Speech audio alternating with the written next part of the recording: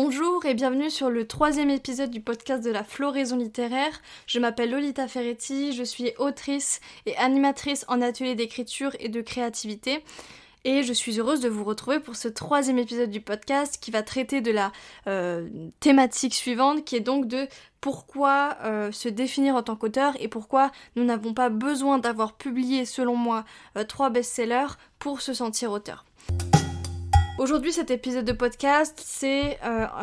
une prise de parti, si je puis dire, parce que ça fait vraiment attrait à mon propre positionnement et à ma propre manière de percevoir cette thématique-là. C'est une thématique qui est encore une fois liée à l'écriture et au fait d'écrire en tant qu'auteur, en tant qu'écrivain, mais c'est tout à fait une thématique que vous pouvez retransposer autour d'autres sujets en termes artistiques, en termes créatifs. C'est quelque chose d'assez global finalement, mais qui va évidemment reposer sur mon expérience en tant qu'autrice. Pourquoi j'ai souhaité faire tout d'abord ce podcast parce que ça fait maintenant 2 mois que j'anime officiellement, entre guillemets, ou en tout cas au sein de mon entreprise, des ateliers d'écriture créative et plus globalement autour de la créativité, que ce soit en ligne ou en présentiel, plus principalement à Lyon. Et durant ces ateliers, je me rends compte qu'il y a quelque chose d'assez global autour des participants et plus généralement des participantes que je peux accompagner. C'est que en début d'atelier, il y a toujours cette petite phrase qui va venir d'un bout à l'autre, que ce soit lors d'un tour de table de présentation ou lors des premiers exercices, où une ou plusieurs participantes vont me dire alors moi en fait je sais pas vraiment écrire, j'ai jamais vraiment fait ça, voilà, je tâtonne un peu, et ce qui est tout à fait légitime d'entendre, c'est même plutôt en lien avec ce que je propose, puisque je propose généralement toujours sous différents degrés des ateliers d'écriture pour privilégier justement ce premier contact avec cette pratique créative. Et en fait, je me suis rendu compte que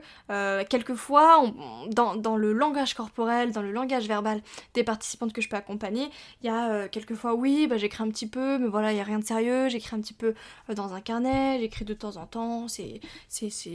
une petite pratique comme ça, il n'y a rien de bien approfondi, etc. Alors qu'en fait, finalement, ces participantes-là, soit à la fin de l'atelier, quand on a eu assez de temps pour échanger ensemble, pour apprendre à se connaître, ou soit un petit peu plus tard, dans un second atelier, ou dans des discussions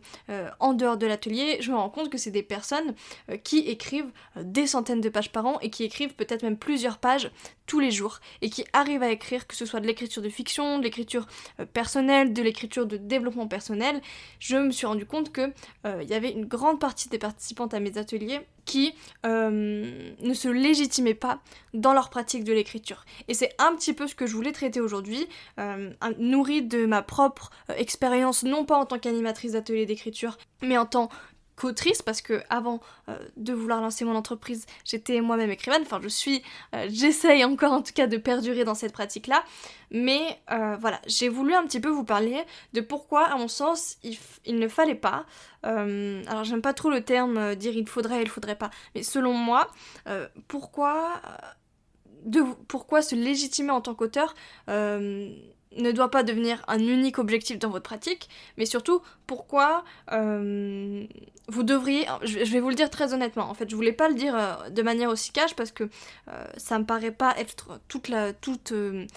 l'idée générale que je vais vous partager, mais là c'est comment je le ressens, c'est pourquoi il ne faut pas que tu attendes finalement d'être publié dans une maison d'édition si tu es auteur, pourquoi il ne faudrait pas que tu attendes d'être publié dans une galerie d'art si tu es peintre pour te sentir auteur ou artiste. C'est là où je veux en venir. C'est-à-dire que généralement, moi je l'ai ressenti comme ça, et j'ai remarqué du coup via mes participantes que on peut être nombreux et nombreuses à le ressentir comme ça, que généralement pour se légitimer dans notre pratique créative et notamment via l'écriture, on attend toujours un objectif final pour réussir à se définir en tant qu'artiste, en tant qu'auteur. C'est-à-dire que dans la sphère où j'ai pu évoluer, il y a énormément de sphères différentes, même dans l'écriture, il y a l'écriture de fiction, dans l'écriture de fiction il y a des sous-genres et des genres, etc. Il y a énormément de sous-groupes autour de nos pratiques créatives, mais dans celle où moi j'ai pu évoluer, il y a un moment donné où j'ai pu ressentir le fait que je ne pourrais me légitimer qu'en tant qu'auteur, uniquement lorsque j'aurais atteint le stade, un petit peu le Graal pour la majorité des auteurs, qui est l'édition. Et quand je dis ça, je dis pas que ça vient de la sphère où j'ai évolué. Ça vient également de mes propres ressentis, de ma propre manière de me légitimer, d'avoir confiance en ce que je peux produire, mais je pense que c'est quand même quelque chose qui vient brider beaucoup de milieux créatifs. Et aujourd'hui, j'avais envie de t'en parler parce que je me rends compte que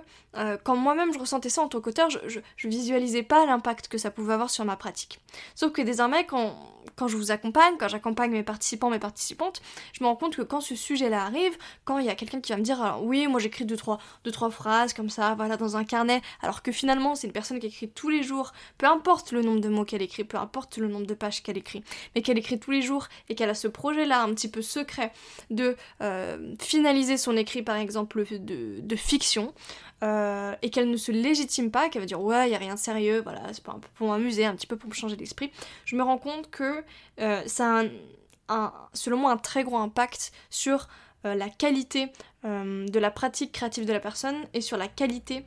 et sur les chances, si je puis dire entre guillemets, que la personne puisse réussir à aller au bout de ses objectifs. Et c'est pour ça que j'avais envie de t'en parler aujourd'hui. Garde bien en tête que ce podcast, encore une fois, comme je te le dis, il fait vraiment attrait à ma pratique, à ma manière de percevoir ce sujet-là. C'est pas du tout une manière universelle de penser. Là, je voulais faire un petit peu ce podcast parce que, voilà, le dernier épisode, on a interrogé Amandine, qui avait été ma bêta lectrice pendant un an. L'épisode d'avant, on avait parlé également plus d'écriture, mais d'un point de vue un petit peu plus extérieur et autour de la créativité. Là, je prends un petit peu parti auprès de toi dans ma position qui est un petit peu délicate parce que je suis dans cette position entre auteure et animatrice d'ateliers d'écriture, mais là, je prends une position personnelle, c'est-à-dire que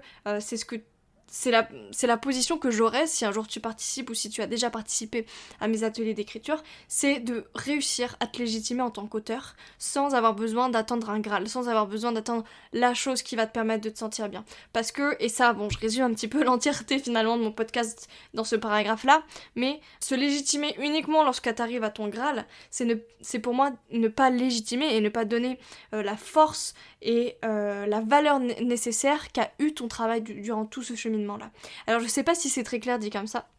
mais du coup je vais reprendre un petit peu ma trame de podcast avant de trop m'excentrer de ça. À la base, je me suis rendu compte que ce sujet là, il arrivait très rapidement dans ma pratique quand j'ai commencé à reprendre l'écriture plus sérieusement. C'est-à-dire que quand on se dit auteur, quand tu vas dire à une amie, bah moi je suis autrice, ou à quelqu'un, un collègue de travail, ou quelqu'un qui va te demander, bah qu'est-ce que t'aimes faire dans la vie, si tu lui dis, bah moi j'adore écrire, voilà, je suis autrice, j'ai écrit plusieurs livres, la question qui va généralement arriver par la suite, c'est ah bon, et du coup t'as publié combien de livres, et dans quelle maison d'édition,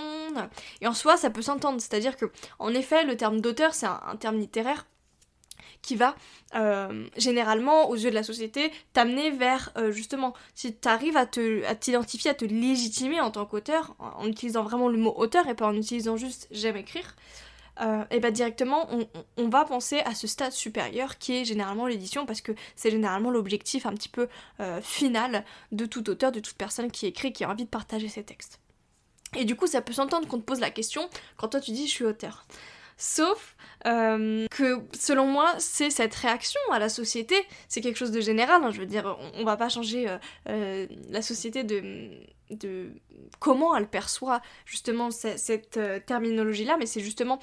un travail sur soi que tu vas, si tu souhaites te légitimer davantage en tant qu'auteur, que tu vas devoir entreprendre, parce que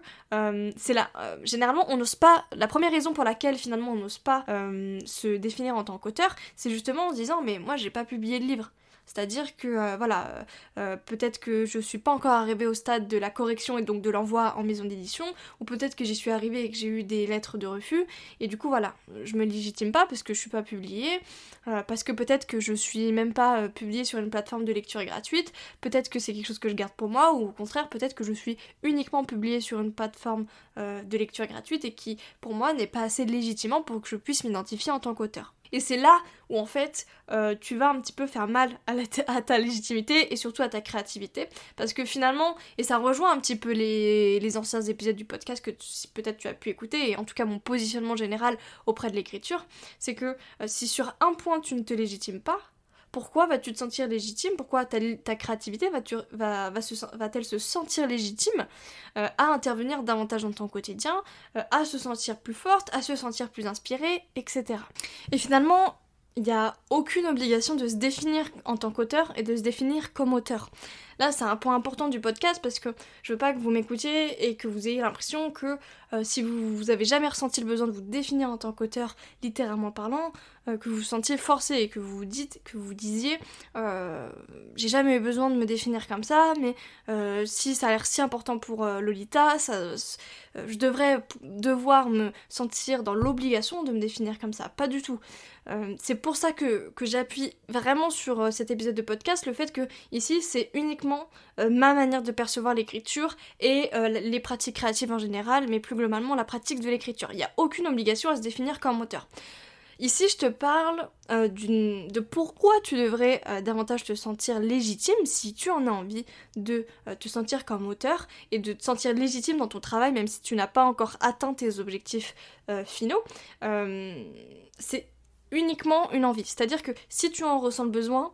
mes mots, peut-être, je l'espère, en tout cas c'est mon objectif, vont peut-être t'aider à te lancer, à essayer de te sentir légitime, à essayer de te sentir plus confiante ou confiant dans ton travail d'écriture. Si tu ne ressens pas le besoin de te définir comme auteur, ça peut te donner peut-être des clés sur pourquoi ça pourrait être intéressant, et si tu n'en as pas du tout le besoin, il n'y a pas de mal à ça non plus.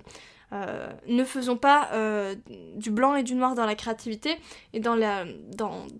relation qu'on peut avoir à nos pratiques créatives. Il n'y a pas de blanc et de noir, selon moi il y a du gris, il y a plein de couleurs. Donc ici je te donne des clés de pourquoi moi, à un moment donné, j'ai voulu faire ce travail de me sentir légitime, même si, peut-être que tu le sais, peut-être que tu sais pas, même si je n'ai jamais été publiée dans une maison d'édition. Et ça fait, chez certains auteurs, et chez moi, à un certain moment donné de ma vie, de ma pratique créative,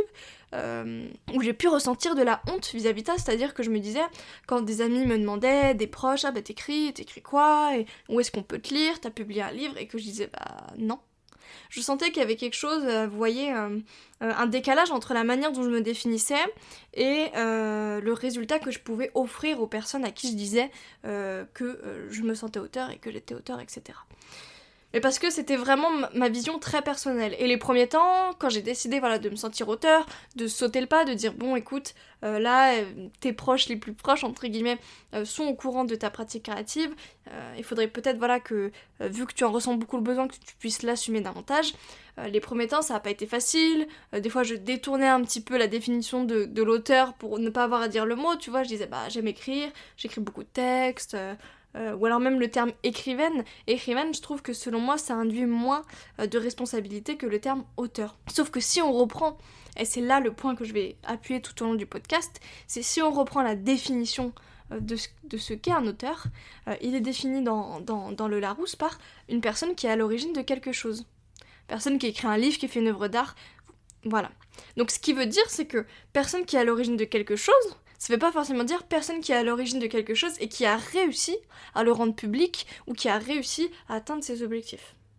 C'est-à-dire que une personne qui est à l'origine de quelque chose, en tant qu'auteur, vous êtes à l'origine de vos idées. Vous êtes à l'origine de votre intrigue, vous êtes à l'origine de vos personnages, vous êtes à l'origine du titre de vos personnages, du prénom, etc., etc. Sauf si évidemment vous êtes inspiré ou vous avez fait une fanfiction ou quoi que ce soit, mais dans la plupart des cas, en tant qu'auteur, quand on écrit un livre, on est à l'origine de l'idée. Et c'est là où c'est un point très important dans mes ateliers à visée littéraire que je peux vous proposer, c'est que quand justement il y a une participante qui va dire « Ah, ouais, j'écris un petit peu, quelques lignes de temps en temps,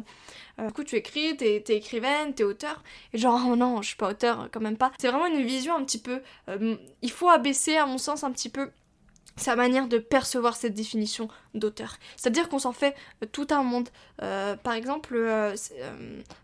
comédien, on va pouvoir s'attendre peut-être à des stars hollywoodiennes ou quoi que ce soit, alors qu'on peut avoir des amis comédiens qui jouent au théâtre du coin, qui sont étudiants comédiens, qui ont comme passion la comédie et qui jouent dans diverses pièces, dans divers courts-métrages, mais ça veut pas dire que s'ils sont pas passés à la télé, que ce sont de mauvais comédiens ou qui ne peuvent pas se sentir comédiens. Au contraire, ils sont à l'origine de leur art en fait, et c'est pour ça qu'ils peuvent, à mon sens, se sentir comédiens. C'est pareil en tant qu'auteur. Je peux comprendre après, c'est pas,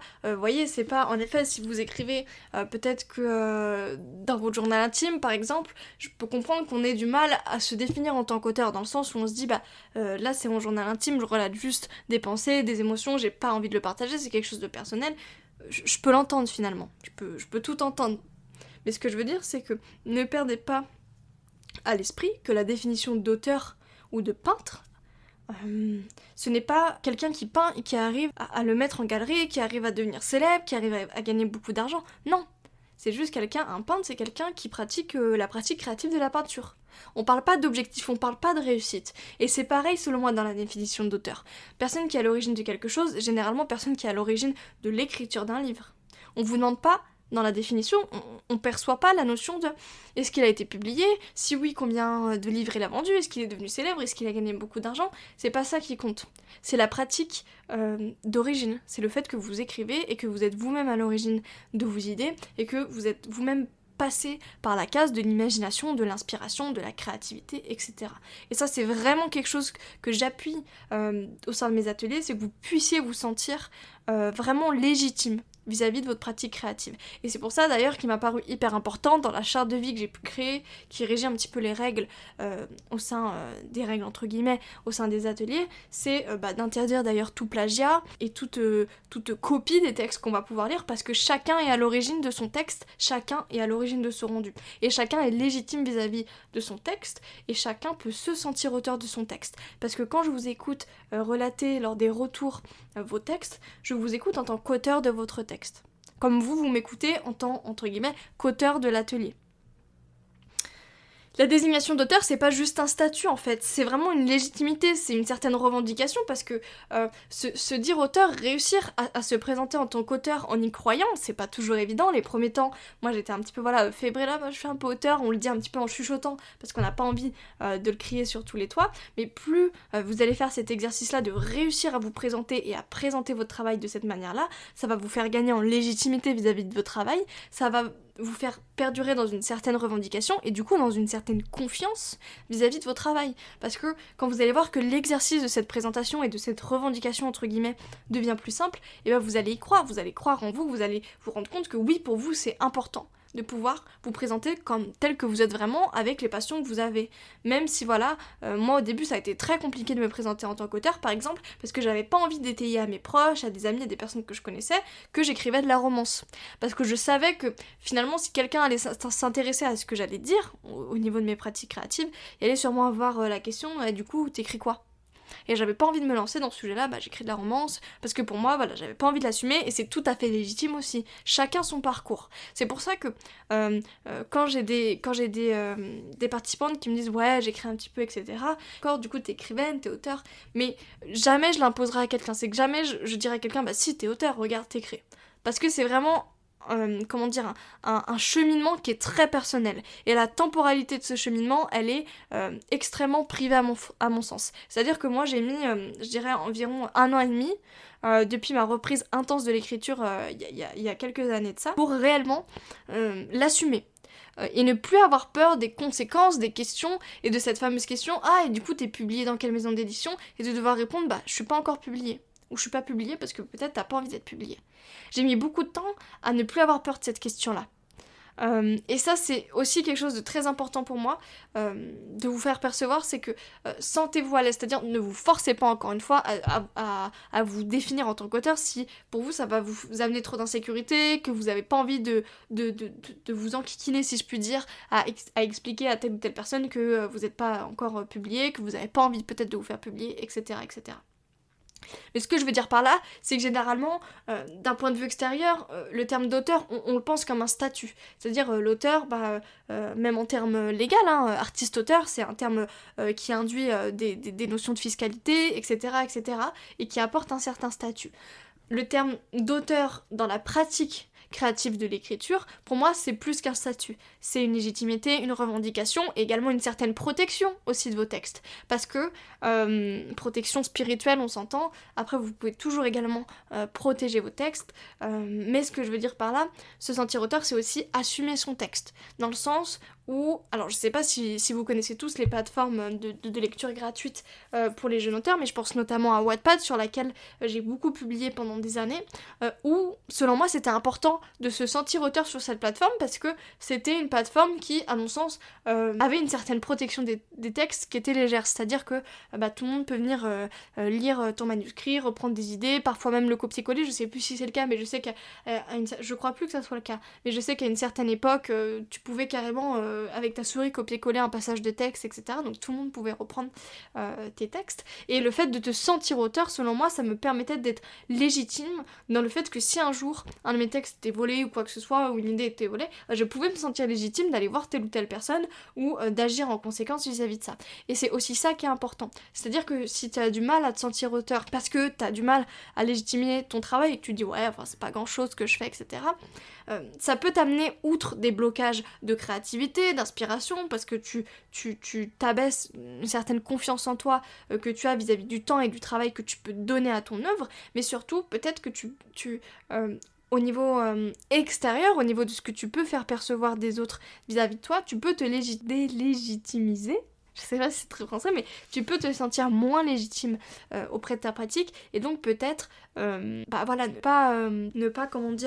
te permettre finalement de protéger spirituellement parlant ton texte. Parce que dire à quelqu'un, par exemple dans mon cas, quand je disais à quelqu'un je suis l'autrice du serpent de Rosa Seae, j'induisais quelque chose, c'est-à-dire que j'en suis la créatrice, j'en suis la porteuse, j'en suis la responsable dans un sens. Parce que ça, avoir un statut, alors j'ai dit que c'est pas juste un statut, mais porter cette définition-là, ça a aussi un revers. C'est comme quand moi je vous dis je suis chef d'entreprise, ça a un certain statut et ça me permet de me sentir peut-être plus légitime et avoir une certaine confiance vis-à-vis de ce que je vous proposais, mais ça induit également des responsabilités dans le terme d'auteur également. Quand on se sent auteur, quand je dis je suis l'autrice du serpent de Rosa Sae, c'est-à-dire que je suis la créatrice et j'assume ce qui est écrit au sein de mon livre et j'assume ses failles, j'assume etc. Tout le reste. Notamment, et c'est là où souvent on peut entendre peut-être parfois des faits divers, de personnes qui se sont senties plagiées, etc. etc. C'est justement ce point-là, c'est que quand on assume le fait d'être auteur, on prend tout du manuscrit ou tout de la pratique en général. Je sais pas si c'est très clair ce podcast, ça a fait une vingtaine de minutes que j'enregistre maintenant, mais vu que c'est un sujet très personnel en fait, même si j'ai une trame, j'ai vraiment à cœur de vous permettre de comprendre mon positionnement vis-à-vis de ça. C'est-à-dire que je veux pas que vous refermiez le podcast en vous disant oui bah ok, elle veut juste qu'on se définisse en tant qu'auteur, bah la prochaine fois je dirais à mon amie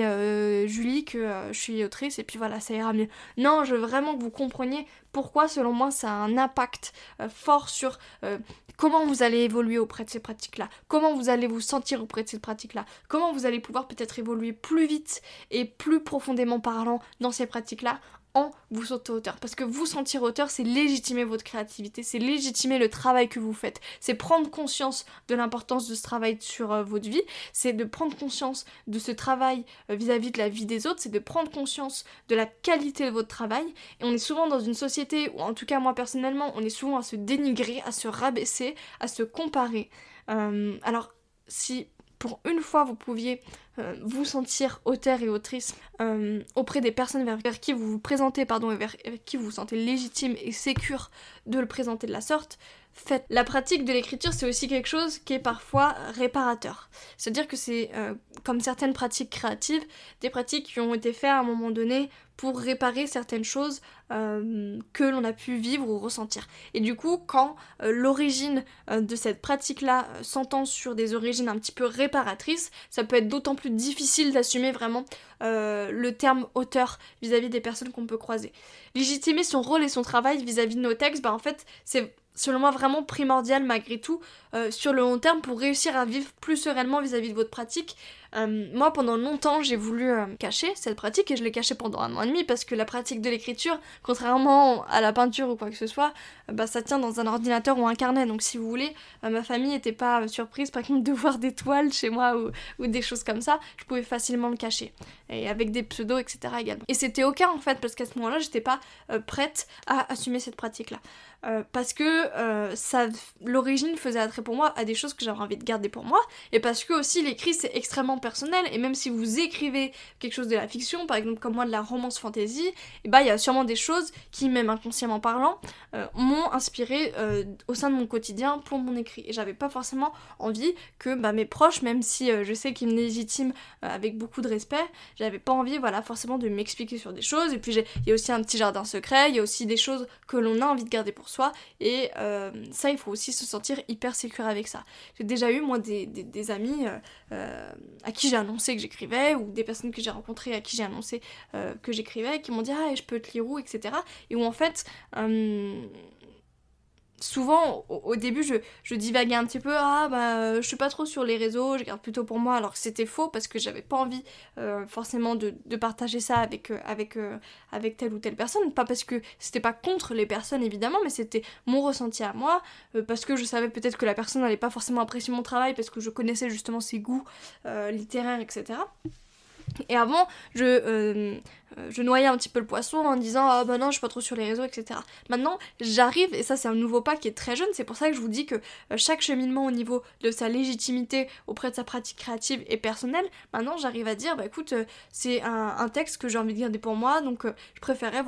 je fais pas forcément lire mon texte à mes proches, c'est quelque chose que j'ai envie de garder pour moi et pour un certain lectorat, peut-être plus tard, etc. Mais ça, vous voyez, c'est un nouveau pas, c'est le pas après de m'être sentie légitime, de dire que je suis auteur et de dire que je suis auteur d'un roman fantasy, etc. Et c'est pour ça que j'appuie aussi ce certain paradoxe d'identification, dans le sens où se sentir auteur, c'est un choix. En prendre conscience et l'assumer, ça implique, comme je vous disais, d'autres choses, une certaine responsabilité, des questions qui peuvent arriver que vous n'avez pas forcément envie de répondre, et c'est pour ça qu'il faut évoluer, je pense vraiment, vers vos besoins et vos attentes, c'est-à-dire respecter vos sentiments, respecter votre cheminement personnel, ne sautez pas sur l'occasion de vous définir en tant qu'auteur alors que ça vous insécurise et que vous en percevez pas forcément l'intérêt, faites-le parce que vous en ressentez le besoin. Moi, au bout d'1 an et demi, après les 3 derniers mois avant de l'annoncer, j'avais envie, parce que je commençais à en être fière. Je commençais à être fière de me rendre compte que cette pratique de l'écriture m'apaisait, me faisait du bien, me faisait grandir. Et c'est là où j'ai eu assez de courage pour me définir et pour ressentir ce besoin-là. Également, lorsque c'est notre premier manuscrit, on a d'autant plus de mal de se sentir auteur, parce qu'on se dit on sait pas trop où ça va aller, c'est la première fois que j'écris de manière aussi sérieusement, etc. Et après, lorsque votre manuscrit n'a pas été accepté en maison d'édition, vous allez vous dire je vais avoir non, j'ai pas envie de comment dire, de m'assumer en tant qu'auteur, parce que mon écrit a été refusé, donc c'est sûrement qu'il était pas forcément bon, etc. Et après vous allez vous auto-éditer et vous allez dire ouais non, j'ai pas forcément envie de me définir en tant qu'auteur parce que c'est que de l'auto-édition et que chacun peut le faire, etc., etc. Donc finalement, il y a un moment donné, il faut aussi, à mon sens, réussir à se re-questionner sur pourquoi, qu'est-ce qui nous empêche de nous sentir auteur ou de nous sentir artiste, etc., etc. Parce que à un moment donné, ça va forcément, à mon sens, apporter certains blocages. C'est-à-dire que, par exemple, je prends mon cas, parce que mon cas est un cas d'école, quand je me sentais pas légitime à me sentir auteur, je ne me suis pas sentie légitime à demander à Amandine, que vous avez pu rencontrer lors de l'épisode précédent, ou à qui que ce soit, de relire mon texte ou de faire corriger mon texte. Parce que pour moi, faire corriger mon texte, c'était quelque chose qui se déroulait dans une pratique de l'écriture en tant qu'auteur. Et moi, je me sentais pas auteur, donc je voyais pas pourquoi j'aurais eu besoin de faire corriger mon texte. Je voyais pas pourquoi j'aurais eu besoin d'attendre des avis des lecteurs, etc. Parce qu'à un moment donné, j'en avais pas besoin. Mais quand j'en ai ressenti le besoin, parce que j'avais envie de faire évoluer mon texte, parce que j'avais envie de réussir à créer un lectorat et d'avoir un retour sur mon intrigue et mes personnages, là, mon positionnement a changé et j'ai dû réussir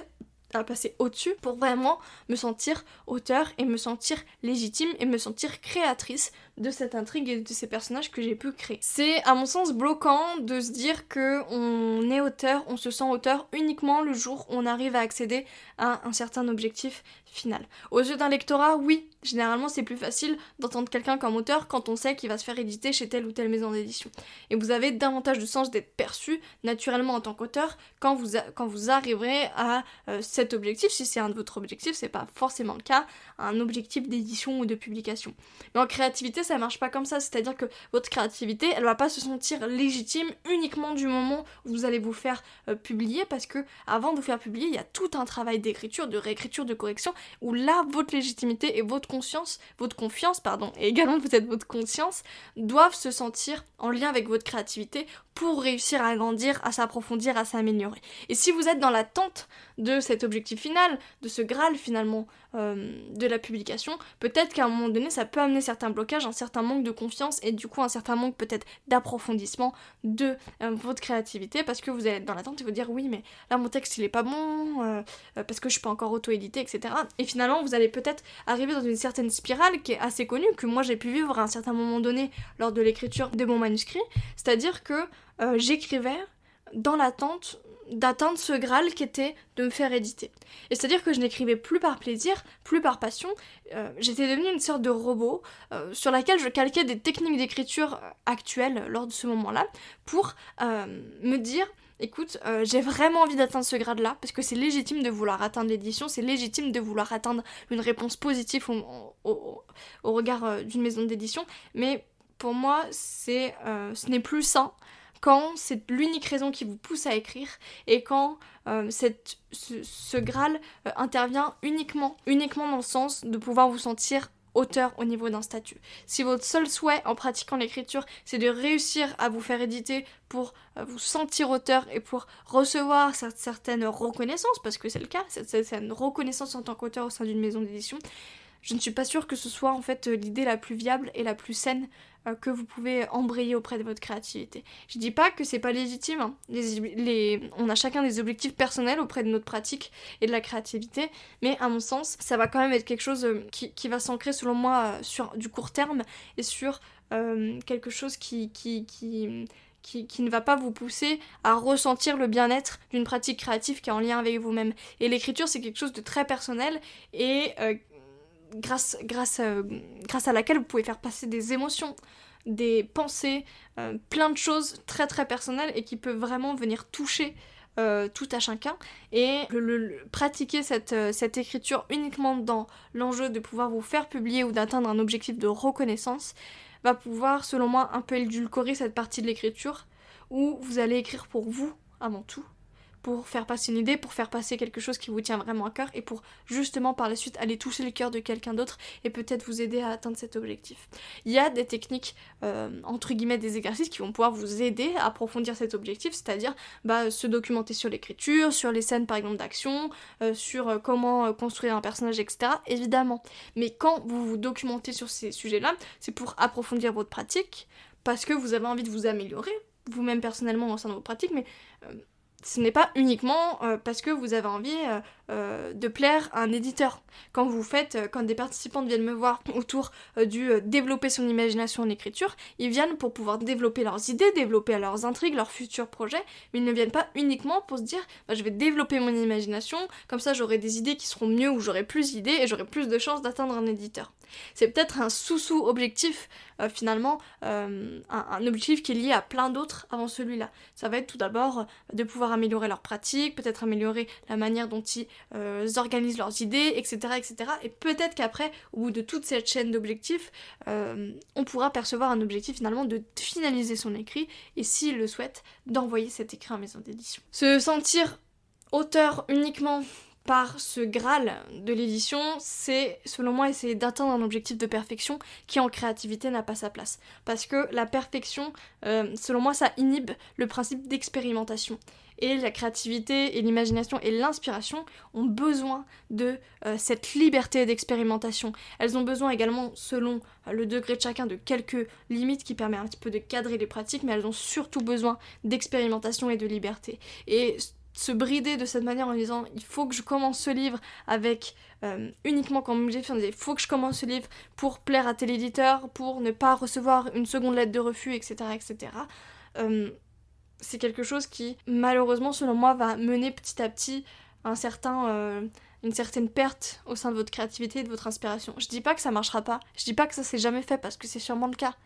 Parce que vous connaissez peut-être quelqu'un qui a vécu ça, qui a écrit en ayant directement l'envie d'être publié, c'était un de ses seuls objectifs et il y est parvenu. Je dis pas que c'est pas impossible, je dis juste que selon moi l'expérience que vous allez en ressortir sera peut-être moindre vis-à-vis de vos propres apports par rapport à par rapport à un auteur qui a écrit ce manuscrit-là parce qu'il avait envie de traiter de ce sujet-là, parce que c'était quelque chose qui le touchait, parce que avant tout il est lui-même tombé amoureux de cette intrigue, de ces personnages, avant de tenter de faire tomber amoureux l'éditeur ou le lecteur. Et c'est ça que j'appuie vraiment en atelier d'écriture, c'est quand je vous accompagne, quand j'accompagne des personnes auprès de leur écriture, j'ai surtout à cœur en fait finalement de vous connecter à vos propres envies, à vos propres objectifs, à vos propre enfant intérieur. Bien avant, après, de vous parler des techniques qui vous permettront d'approfondir tel ou tel aspect. C'est des choses qui interviennent évidemment parce que ça fait partie de nombreuses thématiques que je peux proposer ou que des collègues animateurs d'ateliers d'écriture peuvent vous proposer, mais ce qui me paraît vraiment important, c'est avant tout d'essayer de connecter aux envies de tout à chacun. Et c'est pour ça que d'ailleurs dans mes ateliers, si vous avez eu l'occasion de participer à des ateliers, je fais toujours un petit tour de table de présentation, mais surtout je vous demande vos objectifs vis-à-vis de cet atelier-là, parce que j'ai besoin de connaître, de connaître le chemin que vous avez envie d'emprunter. Si vous participez à un de mes ateliers, je sais pas, sur la romance par exemple, parce que vous avez envie de tenter l'expérience d'écrire une romance, je vais comprendre que c'est peut-être une des premières fois que vous allez vivre cette expérience et qu'il va falloir vous guider en termes de technique, mais aussi vis-à-vis de vous-même, vis-à-vis de ce genre littéraire. Si vous venez et que vous me dites, j'ai écrit une romance, mais j'ai envie d'approfondir pour être sûr, pour approfondir mon intrigue, etc., je vais comprendre que vous avez déjà vécu cette expérience-là et que vous avez déjà des bases et que peut-être là, je vais devoir aller plus loin dans la rencontre que vous avez eue avec cette romance pour vous permettre justement de trouver de nouvelles façons de faire fleurir votre intrigue, etc. etc. C'est-à-dire que je me base tout d'abord sur vous, sur où vous en êtes vis-à-vis de la thématique, sur pourquoi vous avez eu ce déclic de venir vers moi, pourquoi vous avez eu ce déclic de venir vers une instance d'écriture créative avant de venir peut-être sur des objectifs plus lointains qui veulent être je participe à cet atelier parce que j'écris une romance et que j'ai envie de l'approfondir parce que j'ai envie de l'envoyer prochainement en maison d'édition, ce qui est également tout à fait légitime comme objectif. Mais avant d'arriver en maison d'édition, il est d'abord important selon moi de réussir à connaître finalement le premier objectif, l'objectif un petit peu original de pourquoi vous avez commencé. Je voudrais terminer ce podcast qui, à mon sens, était beaucoup divagant. J'ai beaucoup parlé, j'espère que vous avez quand même compris un petit peu là où je voulais en venir. Je voulais terminer ce podcast par une citation de Voltaire qui nous disait « L'écriture est la peinture de la voix ». Et c'est ça que je veux appuyer en conclusion de ce podcast, c'est faites percevoir cette peinture-là, votre cœur, votre créativité, cette sensation que vous ressentez lorsque vous écrivez, lorsque vous arrivez à délester des émotions, des choses positives, négatives, des choses que vous avez envie de partager. N'en ayez jamais honte. Vous êtes légitime à vous sentir auteur et vous êtes légitime à ne pas avoir ou ressentir ce besoin de vous légitimer en tant qu'auteur à partir de maintenant. Mais peu importe votre cheminement, peu importe où vous en êtes actuellement, le moment où vous vous sentirez prêt ou le moment où vous vous direz oui, peut-être que là c'est une bonne idée finalement que je puisse l'annoncer et que je puisse parler plus librement de mon activité à mes proches, vous en serez légitime. Et si votre souhait final, c'est d'être publié, par exemple, parce que j'ai beaucoup parlé de cet exemple dans ce podcast, poursuivez ce rêve, vous y arriverez. Mais poursuivez ce rêve avec les bonnes raisons, et poursuivez ce rêve en vous disant que ce n'est pas la destination finale qui compte. Souvent on dit ça, ce n'est pas la destination finale qui compte, c'est le chemin parcouru, et dans la créativité, c'est exactement ça. Oui, vous faire éditer ou atteindre un but final d'auto-édition ou un autre objectif autre va vous permettre de vivre une expérience gratifiante, une expérience personnelle, etc., etc. Mais ce qui vous permettra, selon moi, d'approfondir votre écriture, d'approfondir votre pratique créative, c'est le chemin que vous aurez fait entre cette première idée et toute la construction de cette intrigue et tous ces mois de pratique et de pratique créative. N'effacez pas tout le travail que vous avez parcouru uniquement en vous disant je pourrais légitimer ce travail lorsque j'aurai atteint tel ou tel but. Vous pouvez légitimer et vous pouvez vous sentir légitime à légitimer justement ce travail dès maintenant. Parce que c'est maintenant que vous poursuivez vos objectifs et c'est maintenant que vous travaillez pour. Et c'est ce travail et c'est cette pratique quotidienne, c'est cette pratique approfondie qui récolteront finalement les fruits d'un prochain peut-être résultat. Mais en tout cas, ce n'est pas parce que vous n'avez pas encore atteint votre objectif, ce n'est pas parce que peut-être vous n'allez pas l'atteindre avec ce premier projet ou ce premier jet il faut délégitimer les efforts que vous avez fait auparavant. Ces efforts, ils sont toujours là, ces efforts, ils vous ont permis peut-être d'apprendre autre chose que l'objectif final que vous pensiez, mais ces efforts vous légitiment, vous définissent et vous permettent d'avoir confiance en votre pratique et avoir confiance vis-à-vis du fait que même si vous n'avez pas publié 3 best-sellers, même si on ne vous connaît pas de manière mondiale, même si vous ne gagnez pas des 1000 et des 100 tous les mois grâce à votre écriture, vous êtes quand même quelqu'un de légitime vis-à-vis de votre pratique, uniquement par l'expérience que vous-même vous avez définie au regard de ça. Écoutez, j'espère que ce podcast vous aura plu, qu'il n'était pas trop sans dessous-dessus, mais ça me paraît, c'est vraiment intéressant de pouvoir